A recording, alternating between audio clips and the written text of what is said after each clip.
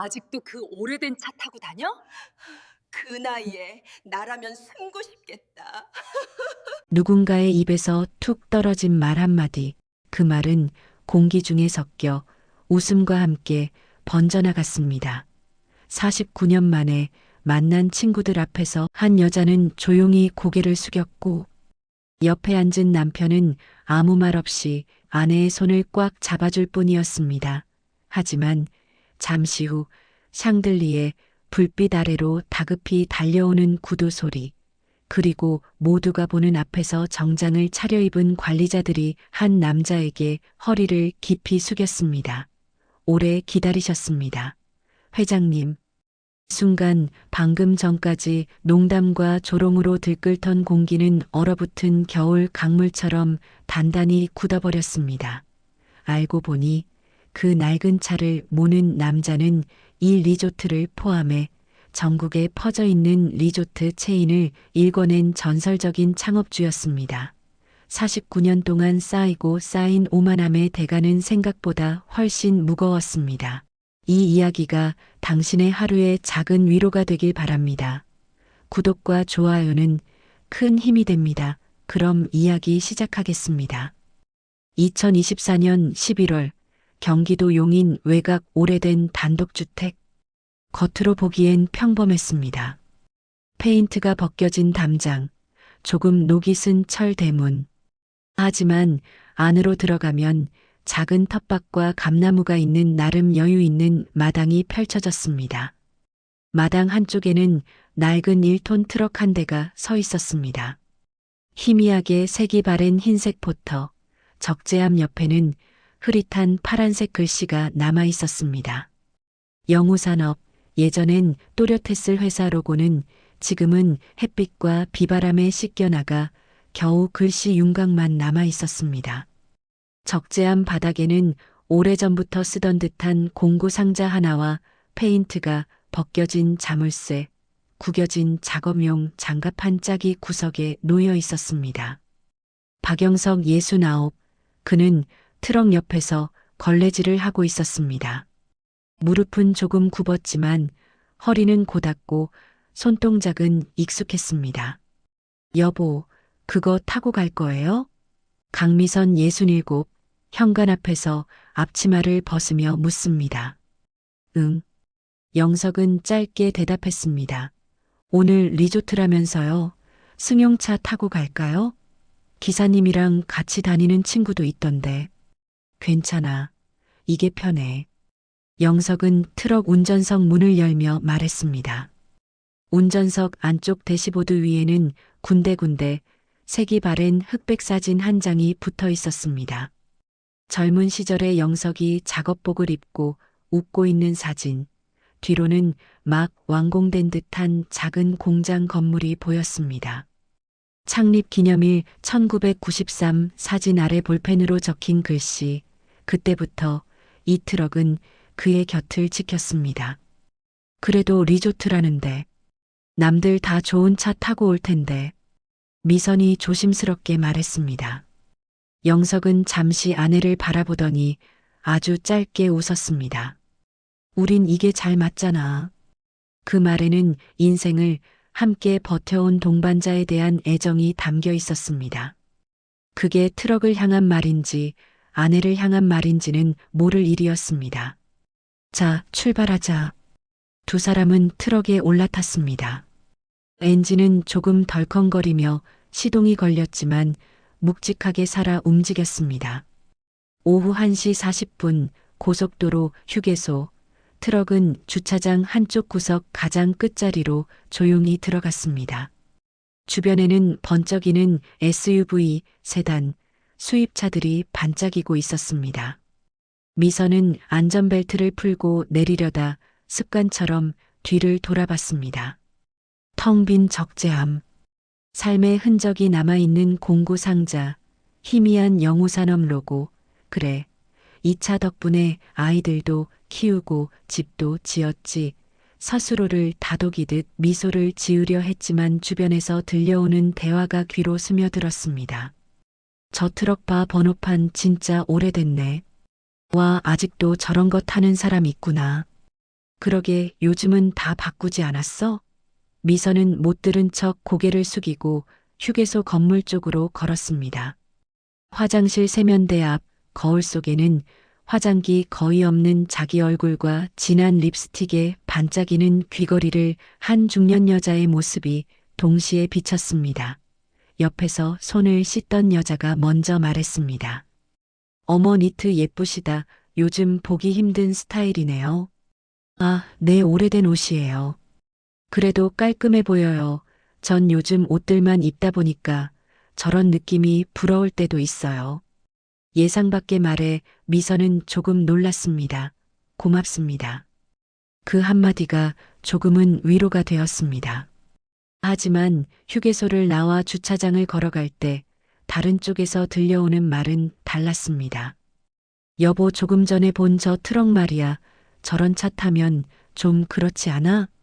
뭐 사정이 있겠지.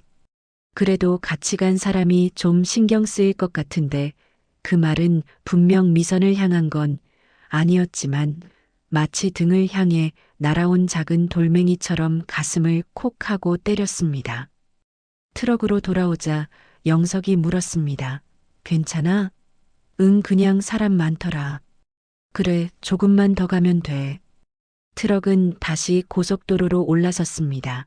오후 2시 20분 용인 그랜드 리조트, 유리 외벽이 반짝이는 거대한 건물이 시야에 들어왔습니다.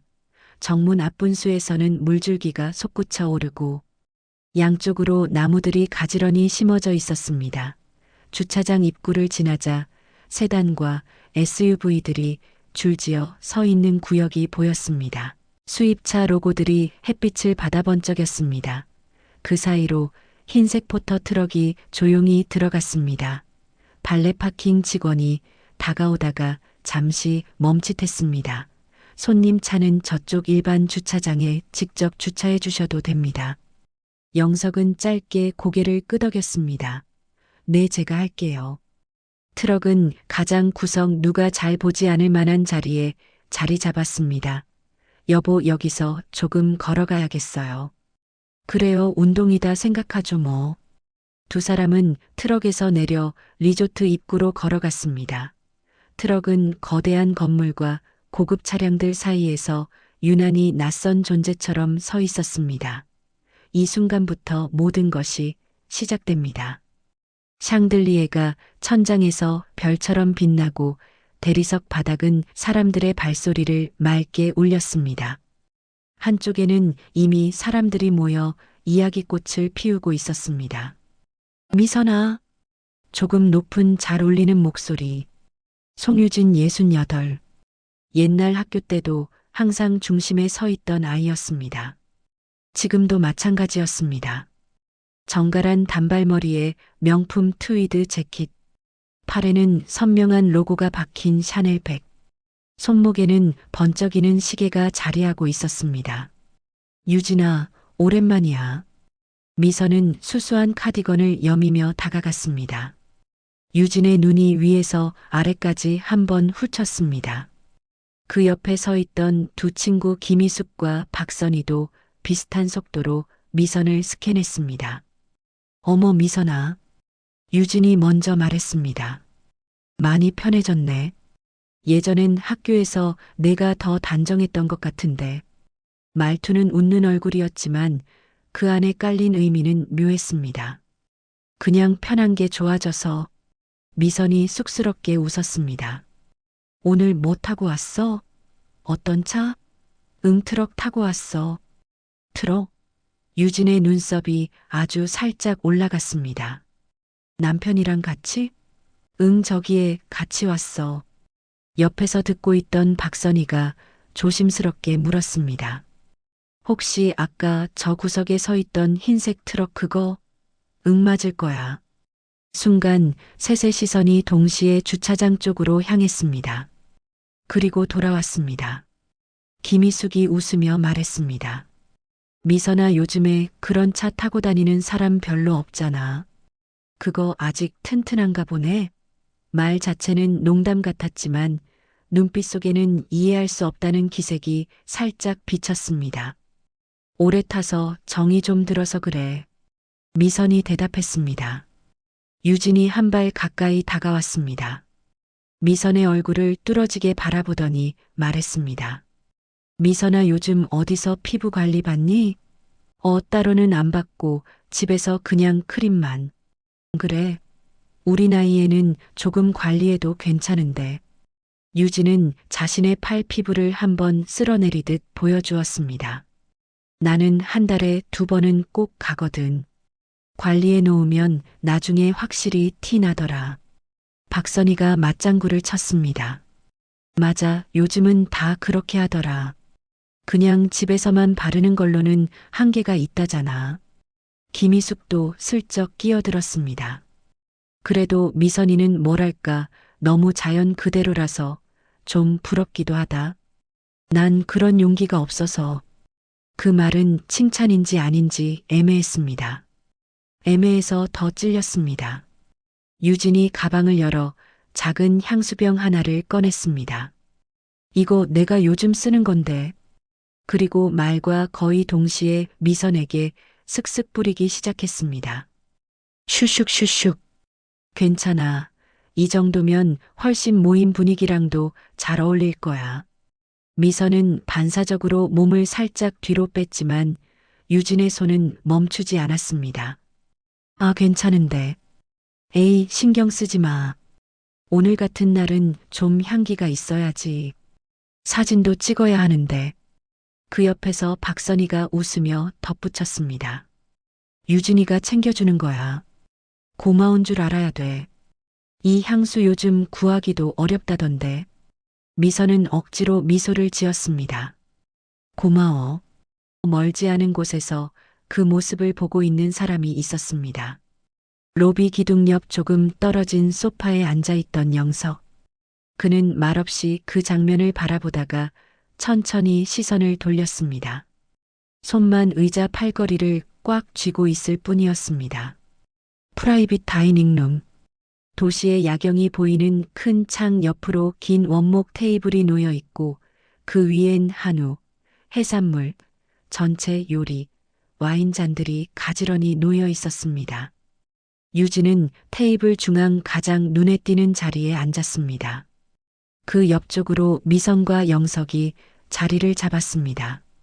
자자, 우리 49년 만에 만나는 거니까 일단 건배부터 하자. 유진이 잔을 들자 모두가 따라 들었습니다. 우리 앞으로도 건강하게 오래 보자. 건배. 잔이 부딪히는 소리가 울렸습니다. 요리가 하나둘 나오기 시작할수록 사람들의 입에서는 과거와 현재가 섞인 이야기들이 쏟아졌습니다. 야, 너 그때 기억나냐? 체육대회 때. 야, 그만해. 그 얘기는 아직도 남편한테 안 한 흑역사야. 웃음소리가 터졌습니다. 잠시 뒤 자연스럽게 화제는 지금 어떻게 사는지로 옮겨갔습니다. 다들 요즘 뭐하고 지내? 유진이 물었습니다. 나는 남편이랑 가게 하나 해조그맣게. 나는 애들 다 시집장가 보내고 이제 손주 보는 재미로 살고. 각자의 삶이 짧게 그러나 자랑스럽게 나열되었습니다. 유진의 시선이 미선에게 향했습니다. 미선아, 너는? 나는 그냥 집에서 조용히 지내. 남편이랑. 그래. 애들은? 아들은 중소기업 다니고 딸은 지방병원에서 간호사 하고 있어. 아, 유진은 짧게 감탄하듯 말했습니다. 요즘은 다 전문직이 대세라던데. 간호사도 힘든 일 하잖아. 그래도 안정적이긴 하겠다. 말만 보면 칭찬이었습니다. 하지만 그 뒤에 이어지는 말이 문제였습니다. 옆에 있던 김희숙이 바로 받았습니다. 중소기업이면 요즘 조금 어렵지 않아?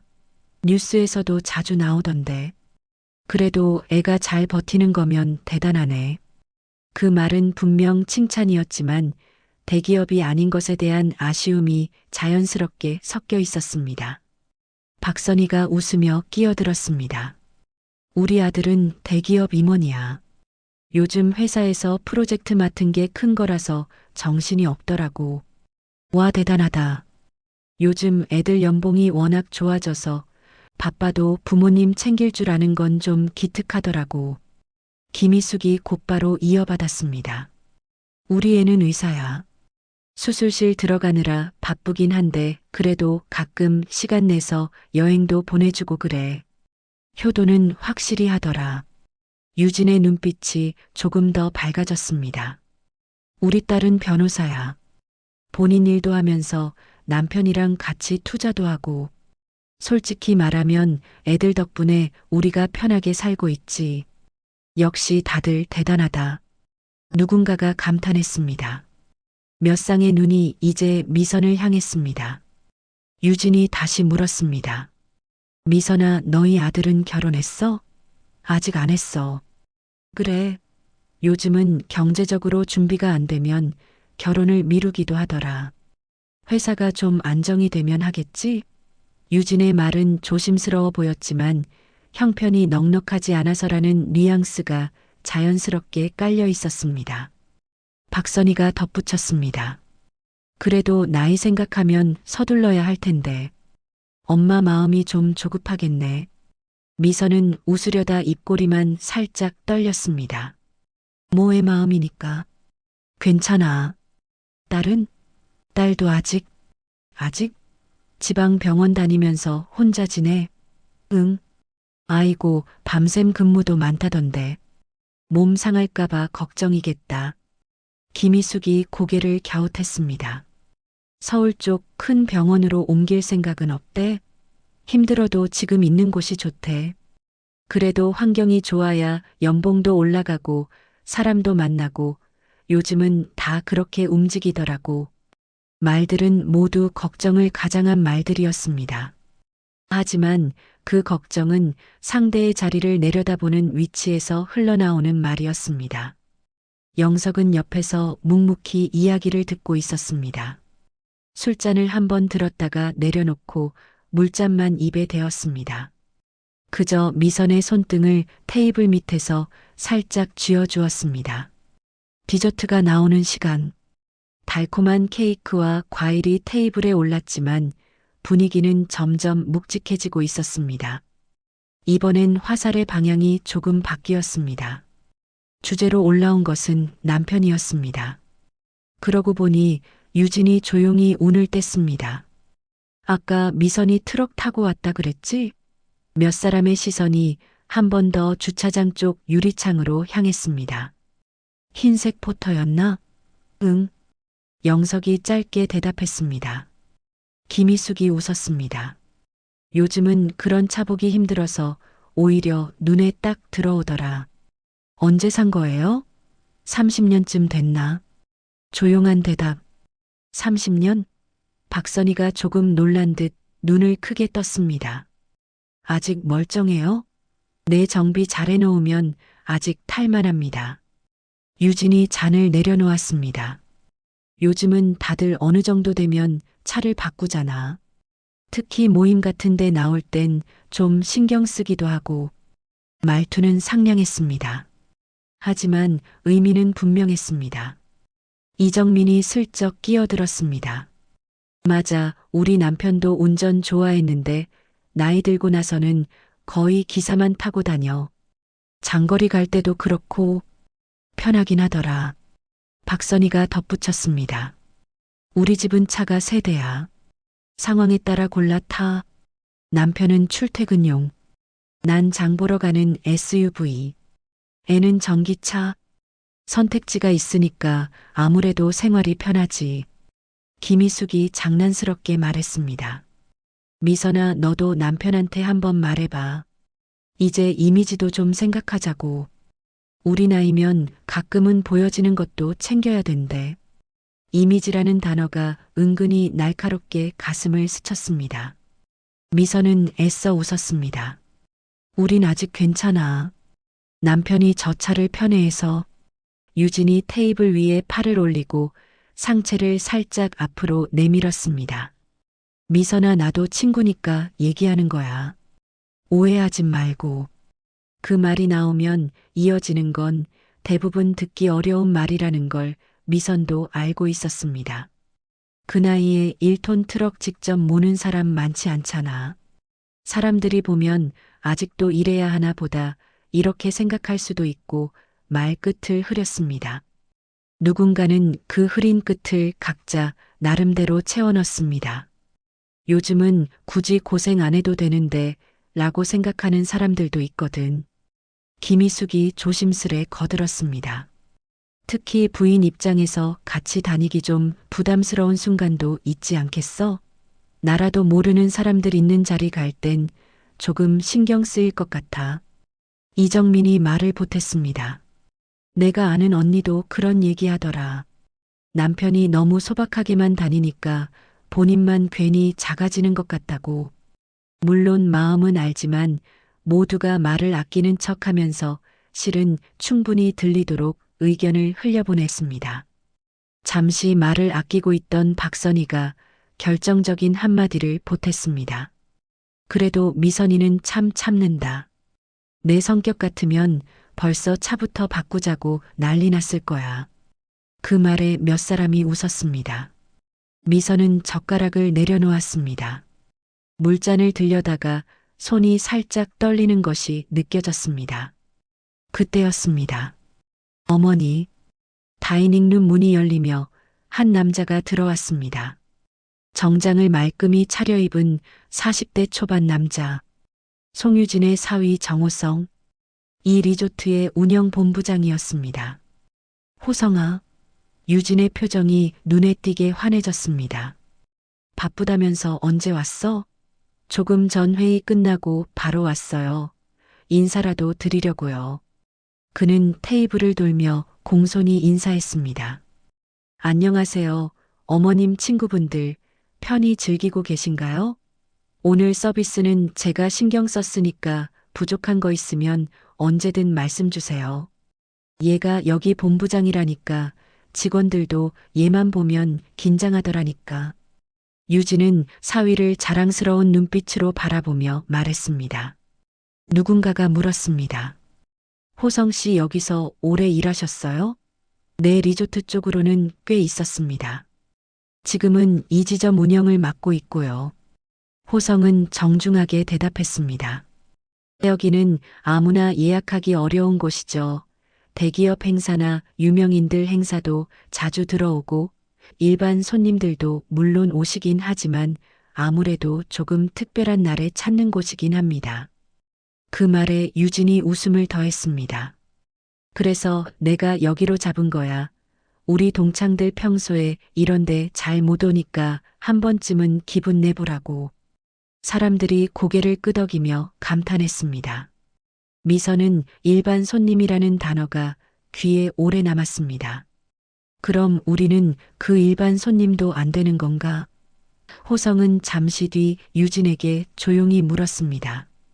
어머님 필요한 건 없으세요? 특별히 더 드시고 싶은 메뉴가 있으면 이야기 주세요. 바로 준비하라고 할게요. 그래, 알았어. 우리 식사는 거의 다 했고 나중에 커피 마실 때나 신경 써줘. 네. 호성은 가볍게 허리를 숙이고 나갔습니다. 문이 닫히자마자 유진의 자랑은 다시 시작됐습니다. 어쩜 이렇게 든든한 사위를 만났는지 내가 요즘 제일 감사하는 게 이거야. 나이 들어서 이런 걱정 안 하고 사는 게 어디야, 그치? 좋겠다. 진짜 든든하겠다. 그러니까 우리도 사위 고를 때 눈 크게 떠야겠어. 누군가가 농담처럼 말하며 웃었습니다. 그러면서 자연스럽게 눈길은 다시 미선 쪽으로 흘렀습니다. 미선이는 아직 사위는 없지? 응. 딸이 병원에만 있다 보니까 사람 만날 시간이 없어서 그런가 요즘은 환경이 중요하대. 좋은 직장에 있으면 자연스럽게 사람도 주변에 모이는데. 김희숙의 말이 끝날 즈음 미선의 머릿속에서는 하나의 문장이 희미하게 떠올랐다가 사라졌습니다. 우리는 어느 쪽에도 끼지 못하는 사람들인가. 영석은 아직 아무 말도 하지 않고 있었습니다. 다만 젓가락을 내려놓고 아내 쪽으로 살짝 몸을 기울였습니다. 테이블 아래 아내의 손을 한 번 더 꽉 잡아주었습니다. 디저트 접시가 치워지고 커피와 티가 나왔습니다. 하지만 입에는 아무것도 들어오지 않고 대신 마음속에 쌓여가는 것만 많아졌습니다. 미선은 더 이상 자리에 앉아 있을 자신이 없었습니다. 나 잠깐 화장실 좀 다녀올게. 그래, 다녀와. 유진은 대수롭지 않게 말했습니다. 화장실. 문을 닫고 잠금 장치를 내리고 변기 뚜껑에 조용히 앉았습니다. 눈물이 소리도 없이 쏟아졌습니다. 왜 이렇게까지? 미선은 혼잣말처럼 중얼거렸습니다. 집에서 나올 때까지만 해도 그저 오랜만에 친구들을 보는 설렘이 있었습니다. 수수한 옷이 조금 걱정되긴 했지만 우리는 우리답게 살자고 스스로를 설득했습니다. 하지만 실제로 마주한 건 그 설렘을 조금씩 깎아내리는 말들이었습니다. 관리 안 한 얼굴, 선택지가 없는 삶, 환경이 부족한 자식, 여전히 일을 해야 할 것 같은 남편. 말 한마디, 웃음 한 번, 시선 한 번이 모여서 하루 동안 쌓아 올린 성을 허물어뜨리고 있었습니다. 미선은 떨리는 손으로 몇 번이나 눈을 닦았습니다. 남편에게 전화를 걸까 잠시 고민했습니다. 하지만 통화 버튼을 누르지는 않았습니다. 내가 약해 보이는 것 같아서 싫어. 그녀는 천천히 일어나 거울 앞에 섰습니다. 붉어진 눈과 부은 코끝, 찬물을 손에 떠서 얼굴에 가져다 대었습니다. 괜찮아, 괜찮아 자신에게 말했지만 스스로도 그 말을 믿지 못했습니다. 그 시각 다이닝룸 박복도. 영석은 자리에서 일어나 조용히 문을 나섰습니다. 유진이 물었습니다. 어디 가세요? 조금 바람 좀 쐬고 오겠습니다. 그래요, 화장실은 저쪽으로 가시면 되고요. 그는 대답 대신 짧게 고개만 끄덕인 뒤 복도를 따라 걸어 나갔습니다. 로비 창가에 잠시 서서 밖을 내다보았습니다. 주차장 구석에 흰색 포터 트럭이 그대로 있었습니다. 햇빛을 받아 희미하게 빛나는 영우산업 로고와 함께, 그리고 그 트럭을 잠깐 쳐다보고 지나가는 사람들의 시선을 그는 한 번 더 확인했습니다. 그 시선에는 궁금함도 가벼운 우스개도 약간의 동정도 섞여 있었습니다. 영석은 깊게 숨을 들이쉬었다가 내쉬었습니다. 그리고 프론트 데스크 쪽으로 걸어갔습니다. 실례합니다. 네, 손님 무엇을 도와드릴까요? 잠시 후에 정문 앞으로 제 차를 한 번만 가져다 주실 수 있을까요? 발레 서비스는 제가 따로 부탁드리는 겁니다. 번호판은 1234. 흰색 포터입니다. 직원의 눈이 살짝 동그래졌습니다. 네, 알겠습니다, 손님. 그의 목소리는 단단했습니다. 흥분도 분노도 겉으로는 드러나지 않았습니다. 잠시 후에 정문 앞에서 기다리겠습니다. 네, 손님. 영석은 고개를 숙이고 로비를 떠났습니다. 리조트 로비. 미선이 화장실에서 나와 로비로 걸어왔을 때 공기는 살짝 어수선해져 있었습니다. 직원 몇 명이 무전기를 들고 바쁘게 움직이고 있었습니다. 확인됐습니까? 예, 방금. 번호판 맞습니다. 그럼 지금 정문 앞에? 예, 지금 세워두셨습니다. 짧은 대화들이 오가고 곧이어 한 직원이 허리를 고추 세운 채 엘리베이터 쪽으로 뛰어갔습니다. 미선은 그 광경을 먼발치에서 지켜보며 조금 의아한 표정을 지었습니다. 무슨 일이지? 잠시 뒤 엘리베이터 문이 열리고 정장을 입은 남자가 재빨리 나왔습니다. 총괄 매니저 김정훈. 손에는 서류를 들고 있었고 얼굴에는 긴장감이 가득했습니다. 회장님 차량 맞죠? 예, 맞습니다. 직원이 대답하자 김정훈은 단호하게 말했습니다. 모든 부서장 바로 로비로 집합. 그리고 정문 앞 준비해. 예. 직원이 흩어져 뛰어가자 로비 한가운데 있던 손님들은 슬슬 무슨 일인가 싶어 서로 얼굴을 마주 보았습니다. 다이닝룸 쪽에서도 문이 열리며 사람들이 나와 로비 쪽 상황을 엿보기 시작했습니다. 유진도 마찬가지였습니다. 뭐야? 오늘 여기 무슨 행사 있대? 누군가가 대답했습니다. 모르겠어. 갑자기 직원들이 저렇게 뛰어다니네. 잠시 뒤 다른 엘리베이터 문이 열리며 정호성이 급히 뛰어나왔습니다. 회장님이 진짜 오신 거야? 그는 김정훈에게 다가가 숨을 고르며 물었습니다. 정문 앞 트럭입니다. 번호판 확인했습니다. 맞습니다. 정호성의 얼굴이 창백해졌습니다. 저 흰색 포터요? 예, 본사에서 받은 정보와 일치합니다. 그럼 정호성은 말끝을 잇지 못한 채 정문 쪽으로 거의 달리다시피 향했습니다. 정문 앞 흰색 포터 트럭이 조용히 서 있었습니다. 옆면에 흐릿한 영우산업 로고가 석양빛에 살짝 비치고 있었습니다. 트럭 옆에 서 있는 사람, 잔잔한 표정의 박영석. 그는 어깨가 넓었고 세월이 만들어 놓은 주름들이 눈가와 입가에 고요히 자리하고 있었습니다. 잠시 후 자동문이 열리며 김정훈과 몇 명의 임원이 서둘러 나왔습니다.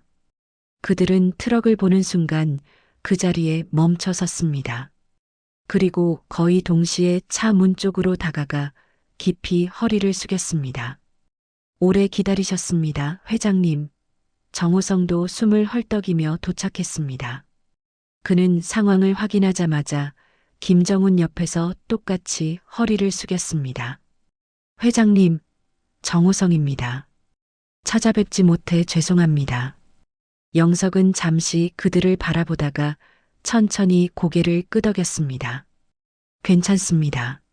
제가 갑작스럽게 왔으니까요. 목소리는 로비에서 들리던 것과 그대로였습니다. 다만 그 목소리에 반응하는 사람들의 태도가 달라져 있을 뿐이었습니다. 아내가 안에 있습니다. 함께 돌아가야 해서 잠깐 들른 겁니다. 예, 회장님. 즉시 안내하겠습니다. 정문 쪽으로 향하며 조용히 떠나려는 박영석과 미선, 그 뒤로 송유진이 따라붙으며 미선아 벌써? 여기까지 왔는데 좀 더 있다 가지 그래. 아 맞다. 트럭 몰고 오셨다면서? 돌아가려면 시간도 오래 걸릴 텐데 조심해서 가요. 겨울엔 시동 잘 안 걸릴 수도 있잖아요. 라고 말했습니다. 말투는 부드럽지만 그 안에 깔린 의미는 누구나 느낄 수 있었습니다. 여긴 당신들 자리가 아니다. 미선의 어깨가 한치 처지는 순간 로비 전체가 갑자기 술렁였습니다. 회장님 도착 확인. 모두 정문으로. 정장을 입은 임원들이 샹들리에 아래에서 일제히 뛰어나왔습니다. 회장님, 박영석 회장님 모십니다. 90도로 깊이 숙인 허리, 수십 명의 임원이 한꺼번에 허리를 꺾었습니다. 송유진의 입술이 굳어졌습니다. 회장님? 그때 정호성이 눈이 풀린 얼굴로 뛰어들어왔습니다. 회장님, 정호성 인사드립니다. 그는 바닥에 닿을 정도로 고개를 숙였습니다. 유진의 표정에는 이제야 진실이 드러났습니다. 호성이가? 왜? 정호성은 대답하지 못했습니다. 바로 그 순간 그녀는 방금 자신이 던졌던 모든 말들이 누구의 마음을 찢었는지 깨달았습니다. 유진의 손끝이 바닥을 더듬었고 두 다리가 힘을 잃어 무릎 위에 구겨지듯 주저앉았습니다. 영석은 아주 천천히 고개를 들었습니다. 이야기 잘 들었습니다. 그 말 한마디에 유진의 눈에서 눈물이 흘렀습니다. 정호성은 그대로 바닥에 무릎을 꿇고 말했습니다. 회장님, 저는 아직 많이 부족한 사람입니다. 부디 단 한 번만 다시 기회를 주십시오. 저도 회장님처럼 사람을 세우는 경영을 하고 싶습니다. 박영석은 바로 답하지 않았습니다. 그는 잠시 그를 바라보며 숨조차 멈춘 듯한 정적을 안고 서 있었습니다. 침묵은 어떤 꾸짖음보다 무거웠습니다. 정 본부장님. 그의 목소리는 낮았지만 단단했습니다. 자리를 잃는 이유가 능력이 부족해서가 아니라는 것을 기억하시기 바랍니다. 사람을 등급으로 나누는 시선으로는 조직을 맡길 수 없습니다. 정호성의 어깨는 조용히 떨렸습니다. 송유진은 바닥을 짚고 몸을 일으키려 했지만 곧 주저앉으며 울음을 터뜨렸습니다. 회장님, 저는 다시 일어설 수 있도록 단 한 번만 제발 용서해 주십시오. 정호성은 제 가족입니다. 우리에게도 다시 걸을 기회를. 박영석은 그녀를 향해 천천히 고개를 돌렸습니다. 기회는 넘어져 일어설 힘을 준비한 사람에게 주어지는 것입니다. 그러나 오늘 저는 넘어진 사람이 아니라 다른 일을 밟으며 올라섰던 분들을 보고 있을 뿐입니다. 정유진의 어깨가 깊이 가라앉았습니다. 박영석은 마지막으로 정호성을 향해 말했습니다. 정 본부장님, 오늘부로 직무에서 물러나십시오. 정호성은 두 손으로 바닥을 짚었지만 부정하지 못했습니다. 그의 입술은 떨릴 뿐이었습니다. 로비는 시간이 멈춘 듯 조용해졌습니다. 박영석의 시선은 천천히, 아주 천천히 바닥을 보고 있는 아내에게 향했습니다. 그의 눈에는 분노도, 연민도 아닌 지켜야 할 삶의 이유가 담겨 있었습니다. 그리고 그는 조용히 단 한 사람의 이름을 불렀습니다.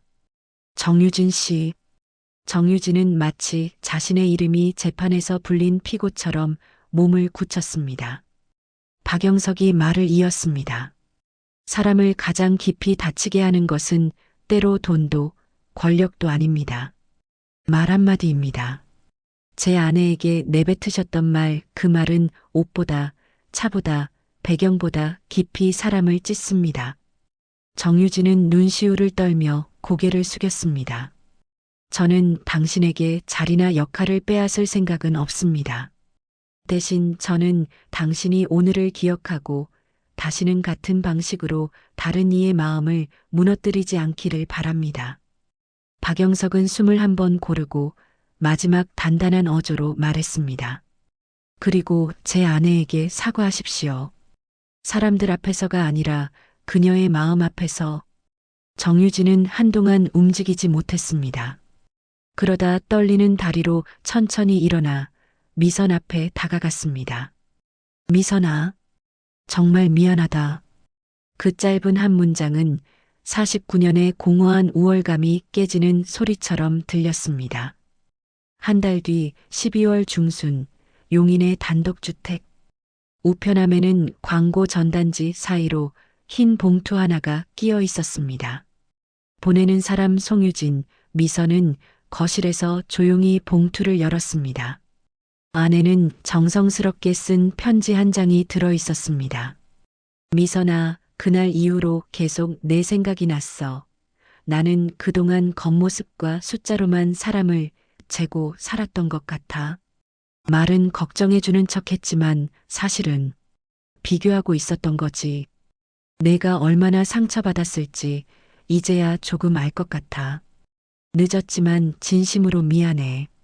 너와 너의 가족을 내 잣대로 함부로 판단해서 용서를 구할 자격이 있는지 모르겠지만 그래도 사과는 해야 할 것 같아서 편지를 쓴다. 미선은 편지를 끝까지 읽고 한참 동안 가만히 앉아 있었습니다. 그리고 봉투를 접어 식탁 위에 올려두었습니다. 여보. 부엌에서 나와 물을 마시던 영석이 편지 봉투를 보았습니다. 왔어? 응, 유진이한테. 그래. 어떻게 할까? 그는 잠시 생각했습니다. 나는 당신 마음대로 했으면 좋겠어. 미선은 조용히 고개를 끄덕였습니다. 그냥 여기까지인 것 같아. 친구로 지내기엔 서로 너무 다른 길로 온 것 같고. 그래. 그래도 사과는 받으려고. 그게 당신답니다. 영석은 미소를 지었습니다. 며칠 뒤 어느 평일 오전 시내의 한 은행.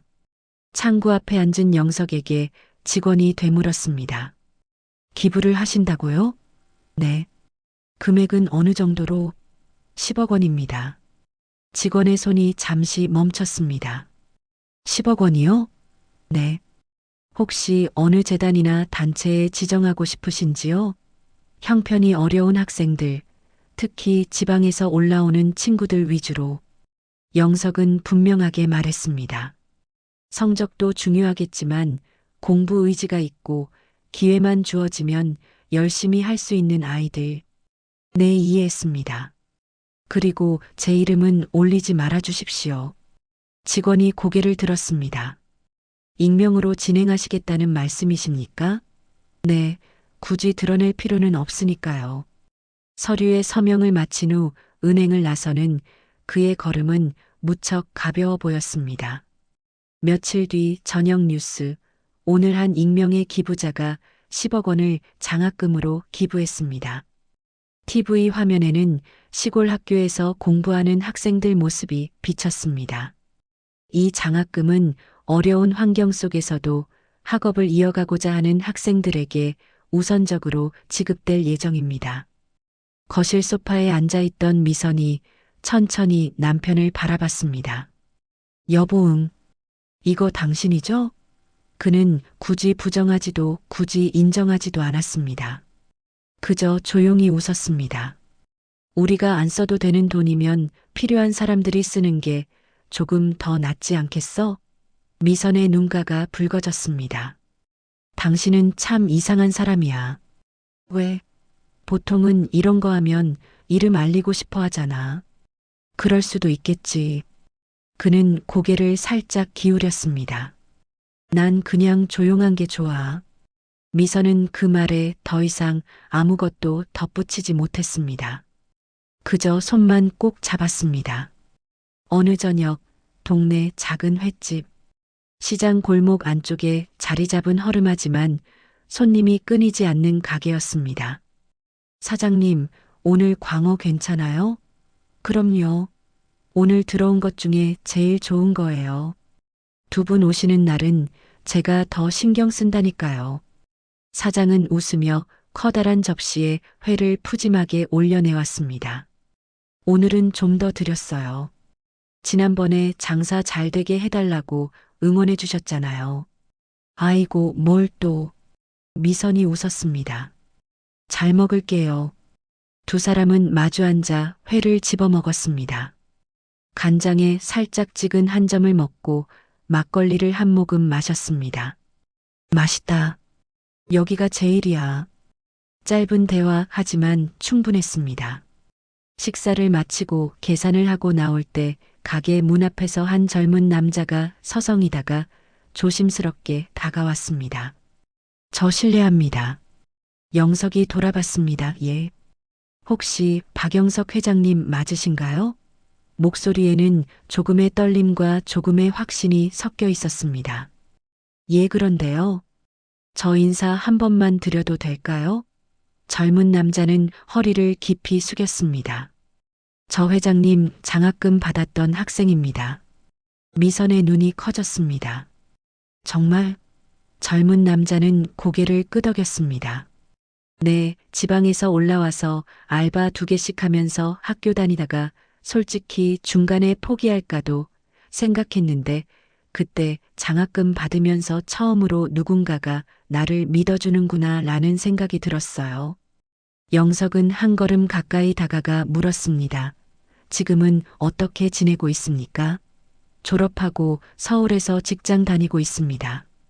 아직 많이 부족하지만 그래도 그때 받은 도움 덕분에 여기까지 올 수 있었습니다. 그는 고개를 더 깊이 숙였습니다. 정말 감사합니다. 제가 한 건 별로 없습니다. 영석은 조용히 대답했습니다. 열심히 한 건 당신이니까요. 젊은 남자는 눈을 살짝 붉혔습니다. 그래도 저 같은 사람이 있다는 걸 알아주셨으면 해서요. 잠시 망설이던 그는 조금 더 용기를 내어 말했습니다. 나중에 제가 조금 더 여유가 생기면 저도 누군가에게 같은 도움을 주고 싶습니다. 영석의 입가에 잔잔한 미소가 번졌습니다. 그렇게 하시면 그게 제일 큰 보답이겠네요. 네, 꼭 그러겠습니다. 젊은 남자는 다시 한번 깊게 고개를 숙이고 시장 골목으로 사라졌습니다. 미선은 남편을 바라봤습니다. 이럴 줄 알았으면 이름을 밝혀도 좋았을 것 같은데 아니야. 그는 고개를 저었습니다. 이 정도면 됐지. 그래도 조금은 부끄럽게 자랑해도 되는 일 같은데. 영석은 잠시 웃다가 장난스럽게 말했습니다. 집에 가서 당신한테만 자랑할게. 그건 괜찮네. 그날 저녁 집 마당. 흰색 포터 트럭이 언제나 그랬듯 마당 한켠에 서 있었습니다. 해가 지고 노을이 담장 너머로 비스듬히 떨어져 트럭 옆면과 영우산업 글씨를 붉게 물들였습니다. 영석은 걸레를 들고 조용히 트럭을 닫고 있었습니다. 여보. 미선이 베란다 문을 열고 나왔습니다. 응? 또 닦아요? 오늘도 수고했으니까. 누가? 얘도. 둘 사이에 말을 섞지 않아도 알 수 있는 농담이었습니다. 미선이 트럭 옆으로 걸어와 희미한 글씨를 손가락으로 쓸어보았습니다. 영우산업 오래됐지. 이 글자 혹시 일부러 안 지운 거야? 시간이 지우는 대로 그냥 두고 있었어. 왜? 사람도 그렇잖아. 너무 깨끗하게만 사라지면 어쩐지 살아온 흔적이 없는 것 같아서. 미선은 그 말을 듣고 한참 동안 아무 말도 하지 않았습니다. 당신도 그렇네. 뭐가? 주름도 좀 생기고 머리도 휘어지고. 듣기 좋게 말해줘서 고마워. 근데 이상하지? 뭐가? 나는 지금 당신 얼굴이 제일 좋다. 영석은 잠시 말이 없었습니다. 그리고 트럭에 묻은 먼지를 한 번 더 닦아내며 말했습니다. 나도 그래.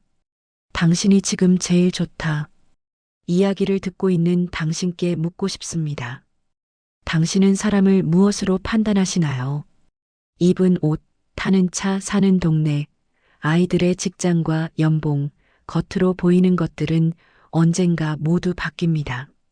유행이 지나면 명품도 낡은 물건이 되고 새 차도 시간이 지나면 중고차가 됩니다. 하지만 한번 내뱉은 말은 쉽게 사라지지 않습니다. 누군가의 마음에 남아 오래오래 흔적을 남깁니다. 박영석과 강미선은 겉으로 보면 평범한 부부일지 모릅니다. 오래된 집, 낡은 트럭, 크지 않은 식탁, 그런데도 그들의 삶은 단단했습니다. 검소함 속에서도 서로를 존중했고 조용히 남을 도왔고 상대의 상처 앞에서는 언제나 같은 편이었습니다. 반면 화려한 옷과 좋은 차, 멋진 직함들 사이에서 살던 송유진은 어느 순간 자신이 진짜 중요한 것을 놓치고 있었다는 사실을 뒤늦게 깨닫게 됩니다. 인생의 끝자락에서 정말 남는 것은 가지고 있던 물건들이 아니라 내가 다른 사람들에게 어떤 사람이었는가 하는 질문일지 모릅니다. 저는 이렇게 전하고 싶습니다. 화려함보다는 따뜻함으로, 자랑보다는 겸손으로, 물질보다는 사람의 마음으로 그렇게 살아가신다면 당신의 노년 역시 조용하지만 단단한 평화로 채워질 것입니다. 그리고 언젠가 누군가가 당신을 떠올리며 이렇게 말하겠지요. 그 사람은 가진 걸로 사람을 재지 않았어. 마음으로 사람을 봤던 사람이야. 당신의 마음에도 작은 위로가 닿았다면 구독과 좋아요로 곁에 머물러 주세요.